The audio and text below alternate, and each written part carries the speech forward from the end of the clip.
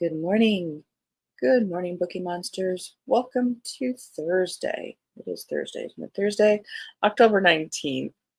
My name is PK. This is the channel called Bookie Monsters, where we look at new releases every morning of Monday, Tuesday, Wednesday, Thursday, Friday, looking at the different genres that are released this week. Today is fantasy and sci-fi.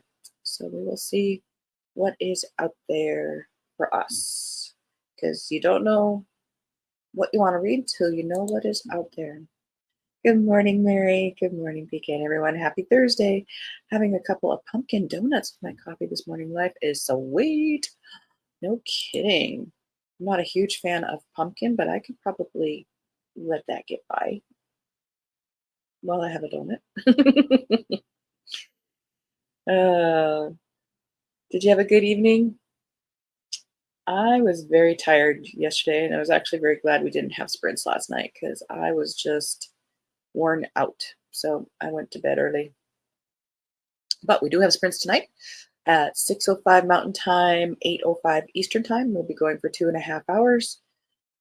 So come back here this evening if you would like to carve out some time for yourself, because you deserve it, and you deserve to read good books.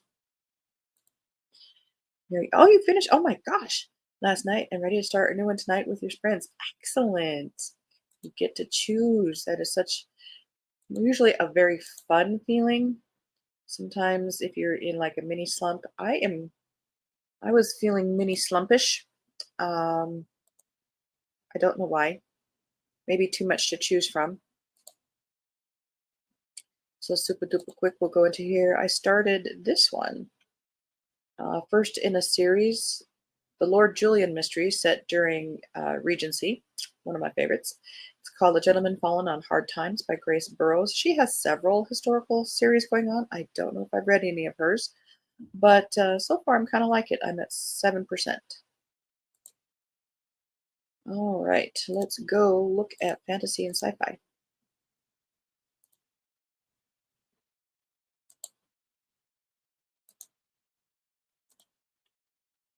Harlan Coben, excellent. Is it one of his standalones? I read him back when he had his series, his sports agent series.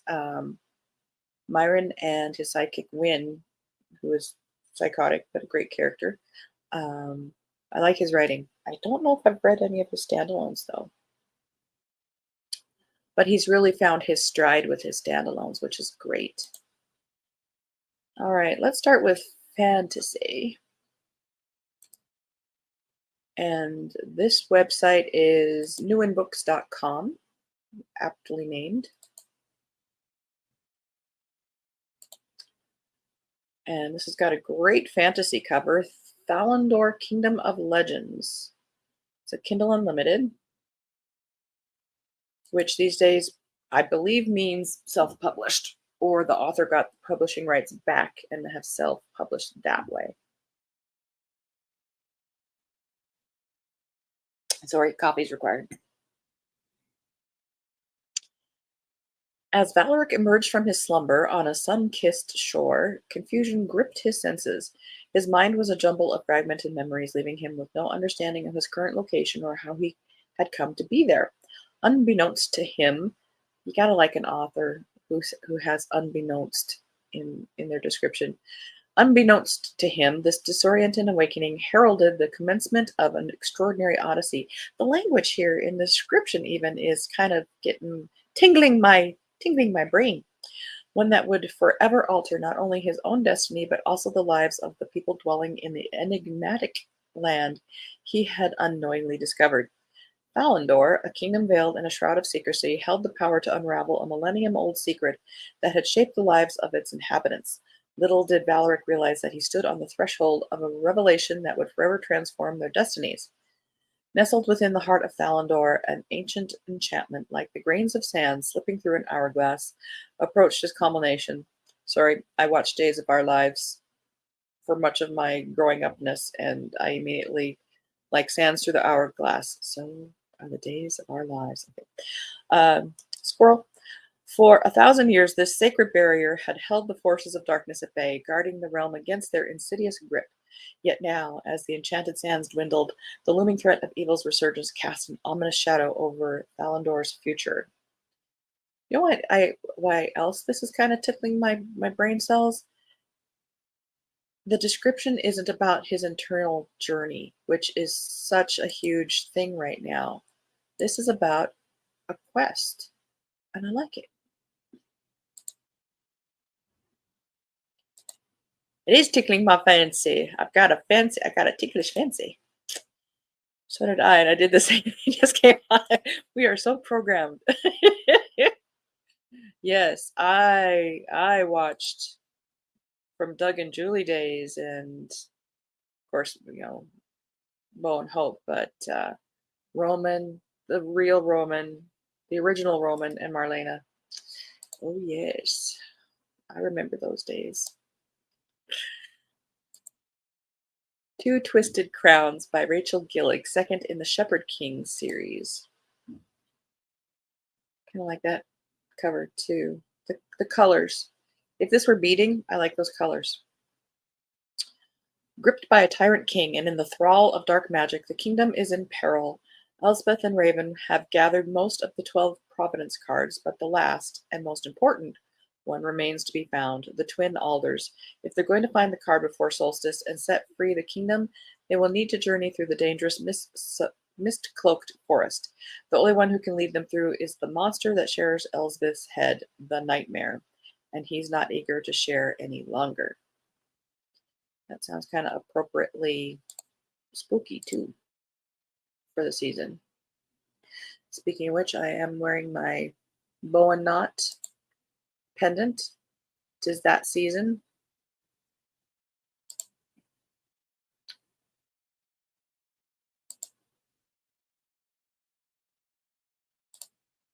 Ah, yes, it was exciting. Yes. Yeah, I might get you reading some fantasy. Okay, now we're going into a little bit more adventure, it looks like. Whoa, 702 pages. Now we're talking epic fantasy. Runeseeker by J.M. Clark and C.J. Thompson. First in a series, it is Kindle Unlimited. The Everfail will rise, his enemies will fall. Hyrule is the Everfail, the weakest person on the flying island of Fallen Reach. He trains harder than any warrior, studies longer than any scholar, but all his people are born with magic powered by the sun flowing through tattoos on their bodies. Despite having enormous energy within, Hyrule is the only one who can't channel it. His hard work is worth nothing, until it isn't. In a moment of danger, Hyrule unlocks an achievement with a special instruction. Access a dungeon to receive a class-specific reward. It's his first and maybe last chance for real power. Just one problem. All dungeons lay in the wilderness below the flying islands that humanity lives on, and there lay secrets and dangers that no one has survived. New powers await, but so do new challenges. If he survives, he could forge his own path to power. If he fails, death will be the least of his problems. That seems very, yeah, it's a lit RP.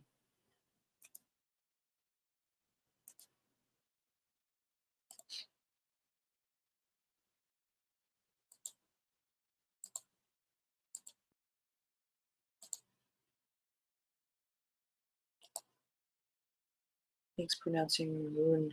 I know. Me too. uh, Maybe it's a Minnesota thing. The Widow's Fate by Jeff Wheeler, second in a series.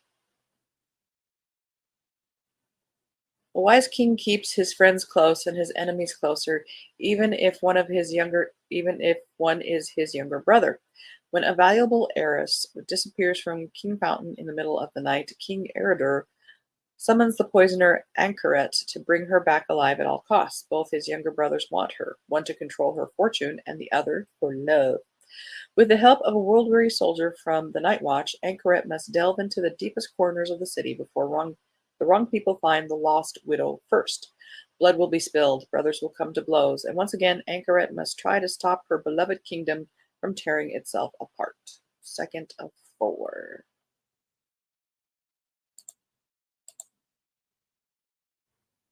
Did like that cover too.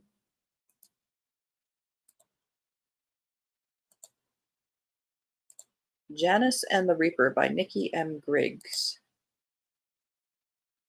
That looks like a fun cover too. After a short, strange life, Janice Lynn Perida wakes up dead the day before her 16th birthday. So much for a birthday. To her dismay, and not missing the irony, this is the first time in her existence that she's ever felt alive. After spending almost 70 years trapped in various human bodies, Jay and Maddie is bored of his exile from the respected ranks of Reapers. He fills his days as forensic pathologist in a body that is slowly turning against him. When the two collide outside of Richmond, Virginia morgue, they uncover a sinister secret. Someone is killing off Reapers to cover up an illegal fairy deal gone astray. Unfolding across the magical tapestry of the U.S. and beyond, Jay and Janice find themselves unraveling the corruption at the heart of the fairy courts with the help of a demigod of death, a forgetful psychic, and an occasionally friendly demon. Janice and Jay set out to expose the Fae and get justice for those affected by the corruption, while coming to understand the true nature of their own identities and just how deep the love of found family can run. Okay. More of a contemporary fantasy. All right, let's look at science fiction.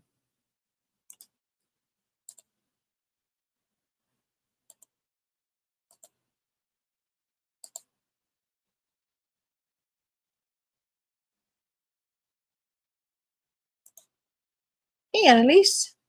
You've missed some fantasy. Now we're going into sci-fi. Hi, Deborah. Good morning. Hi, Annalise. Hope you're having a great Thursday. We're doing fantasy today. Great covers. Yep, so far. Sounds like a band from the 60s. And yeah, it does. And it looked like it kind of too. Awesome. Love that. Hi, Mary. How are you today? Doing well. Going later to an apple orchard to get some apples. Love this time of year. Oh, that sounds fantastic. You're having pumpkin donuts and you're going apples to get some apples. A real apple orchard. That is fantastic. Take me with you.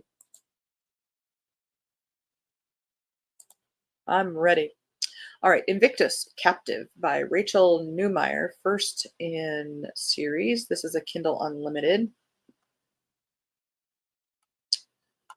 Every soldier knows there are endless ways to die. Soldier knows there are far worse fates than death. Sebastian, 1024 S-Line 3rd Modification, has survived the destruction of his own ship and an enemy station, but he was rescued by the wrong side, by Nayland Ela, captain of the Elysian destroyer Invictus. Now he's facing a difficult problem: how to persuade Captain Ela and her people that he is not an enemy combatant. That is, that if there was an act of war, it was committed by her people, not his own.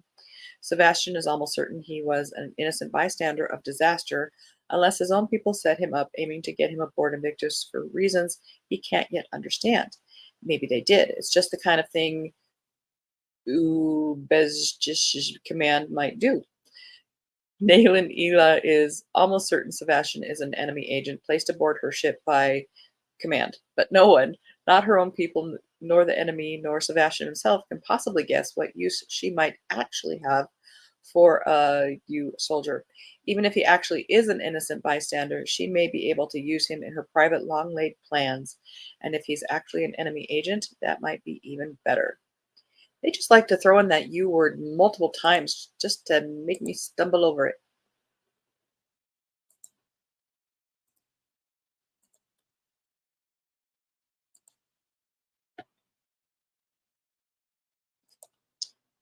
At least how you are living the life.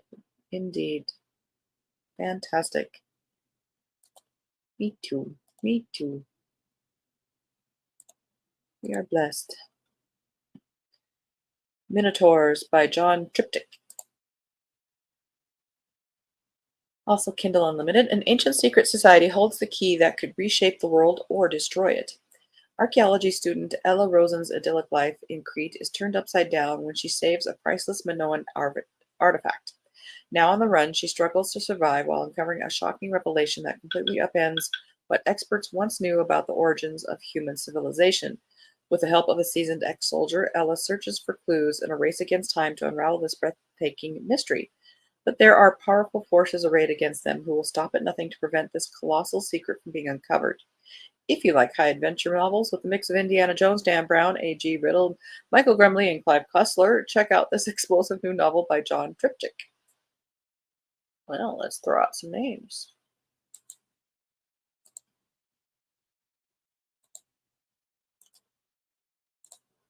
To Castle Kingside by John W. Grundy. 643 pages. It is Kindle Unlimited. They thought their days of adventuring were finally coming to an end, but a new one was just beginning. Embark on an action-packed cosmic journey with the legendary mercenary group Parliament as they face their ultimate mission to thwart the galaxy-threatening scheme of a rogue mentalist with a familiar face. Bound by years of loyalty and friendship, they navigate a violent yet morally driven futuristic universe, their thoughts of retirement interrupted by a rescue mission turned grand adventure. Separated on distant planets, they uncover a diabolical conspiracy that tests bonds, strains loyalties, and redefines their relationships. As they race among the stars and against the clock, introspective trials meld with explosive action, forging new friendships and sparking romantic entanglements. With inspiration drawn from a unique role playing game crafted by the author and his friends, is a new brand of adult-oriented sci-fi gamelet that seamlessly blends, etc., etc.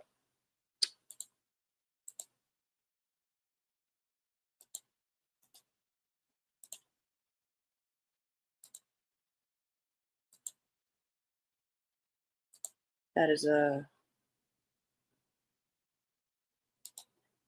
Deborah. I have not read a sci-fi in quite some time. The good ones are kind of hard to find. Right now, we're in a really strong fantasy era. Sci-fi is kind of the second cousin twice removed.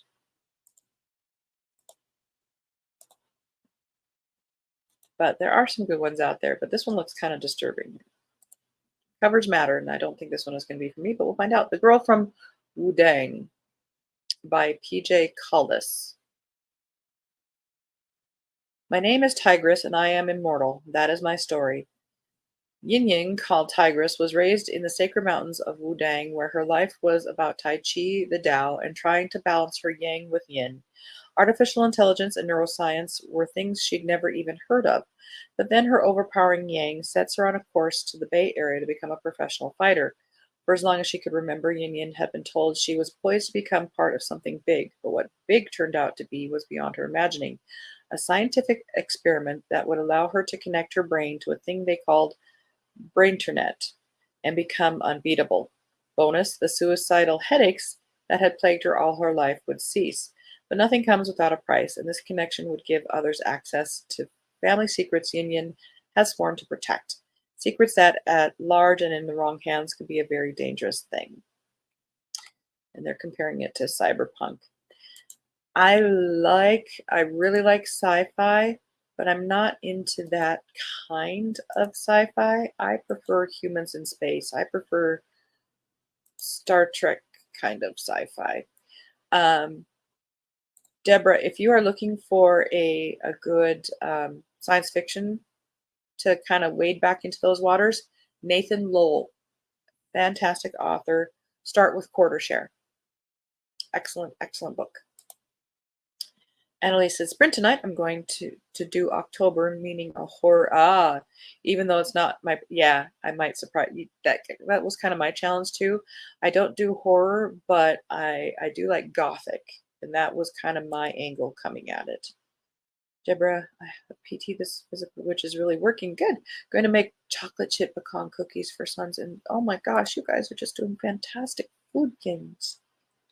Oh la la, lovely, Deborah. Enjoy. Yeah, we'll be over. Nothing like warm chocolate cookies straight from the oven dripping. Oh my goodness. I haven't had breakfast yet. Deborah says, next up for me is Go Set a Watchman, the sequel to Kill a Mockingbird. Gotcha. All right. Generation Ship by Michael Mamet. I have read this author before. I think one book in a different thing. Beginning of a new human colony must face tyrannical leaders, revolution, crippling instability, and an unknown alien planet that could easily destroy them all. In 2108, colony ship Voyager departed Earth for the planet of Promissa with 18,000 of the world's best and brightest on board. 250 years and 27 light years later, an arrival is imminent. But all is not well. The probes that they've sent ahead to gather the data needed to establish any kind of settlement aren't responding, and the information they have received has presented more questions than answers. It's a time when the entire crew should be coming together to solve the problem, but Science Officer Sheila Jackson can't get people to listen. With the finish line in sight, a group of crew members want an end to the draconian rules that their forebears put in place generations before. However, Security Force Officer Mark Rector and his department have different plans.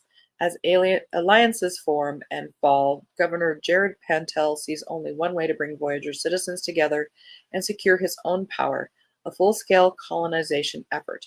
Yet he may have underestimated the passion of those working for the other side. Meanwhile, a harsh alien planet awaits that might have its own ideas about being colonized. A battle for control brews, and victory for one group could mean death for them all. Interesting, but maybe not.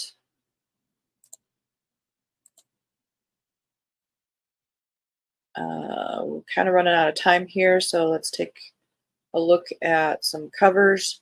This is on bookriot.com. Flower and Thorn by really, it's hard to tell what that name is with, that's not good marketing. You got to know who the author is. Fox Snare by Yoon Ha Lee. The Unmaking of June Farrow by Adrian Young. I thought that already came out. But if Spells for Forgetting, her previous book was making waves, so this one is unknown. The Witches at the End of the World by Chelsea Iverson, and Unholy Terrors by Lyndall Clipston. So there's some more to check out for this week. We are out of time. Mary said Stephen King hit the... Okay, yeah. You have scared yourself silly reading Stephen King. Yeah. I don't read Stephen King. I used to, the old stuff, back when he edited. Mary said, Deborah, let me know how you like it. I love To Kill a Mockingbird so much that I don't want to target. Yeah. Annalise said, yeah, Stephen King, my brother loved those movies. I was terrified. I still remember Christine, the car movie. Yeah, Cujo. Deborah, Mary, I know that's why it's taken me so long to read it. Curiosity overcame me. I want to see what the controversy was about. Okay. Form your own opinion. That's perfectly acceptable. Mary said, great covers on almost every book. Yeah, it kind of went all out. Appreciate that. All righty. Well, ran out of time again. I appreciate you guys spending the time with me, though. And if you're not able to watch it live, if you watch it on replay, thank you very much for that, too. Tonight we do have sprints, 6:05 Mountain Time, 8:05 Eastern. I try to get here as quickly as I can after work. With road construction, it takes me a half hour to get home, and then I have to walk Keo. So if I'm running late, it's because something was impeding my progress, but I do try to get here as quickly as possible. Mary says, see you tonight, and bring those cookies. Exactly, Deborah, bring the cookies. Annalise says, thanks, you are welcome. Thank you guys so much. Have a good rest of your day. Hopefully see you tonight. Take care of yourself. Be kind to yourself and others. And read good books. And it's okay to set books down if it's not working for you at that time. It doesn't mean it's a bad author or a bad book. It just means it's not the right time for you. We can read while we wait. Yeah. Read for me. Deborah says they're great with coffee. Oh, man. I love that. All righty. Take care. Have a great day, everybody. Yep. We'll see some of you guys later. And remember, don't be a bookworm, be a bookie monster. Nom nom nom. God bless.